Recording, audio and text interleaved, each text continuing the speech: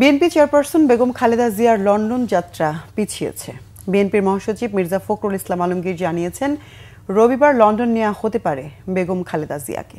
তারপরে বিষয়টি চিকিৎসকদের অনুমতির উপর নির্ভর করছে বলেও জানান তিনি। আহমেদ সরওয়ারের রিপোর্ট। বেগম খালেদা জিয়াকে চিকিৎসার জন্য লন্ডন নিয়ে যেতে শুক্রবার সকালে হযরত শাহজালাল আন্তর্জাতিক বিমানবন্দরে নেমে সেখান থেকে এভার কেয়ার হাসপাতালে যান ডক্টর জুবাইদা রহমান। সেখানে পৌঁছে বেগম জিয়ার শারীরিক অবস্থা নিয়ে চিকিৎসক দলের সাথে আলোচনা করেন তিনি। এর আগে সকালে বিএনপি মহাসচিব মির্জা ফখরুল ইসলাম আলমগীর জানান, কিছু সমস্যার কারণে বেগম খালেদা জিয়ার লন্ডন যাত্রা পিছিয়েছে। ম্যাডামের শরীর ভালো না, তো এই জন্য ম্যাডামের আবার আজকে একটা প্রসিজিওর হবে। এই অ্যাম্বুলেন্সটা আসবে কালকে, কিন্তু আজকে তার একটা প্রসিজিওর হবে।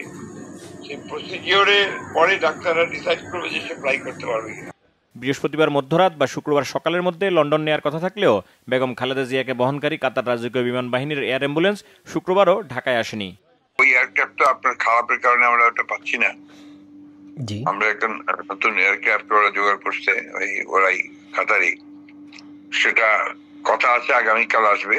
আর টেন্টেটিভলি যদি সব ঠিকঠাক থাকে, doctor if she is physically medically fit, তাহলে 7 তারিখ সকালে যাবে।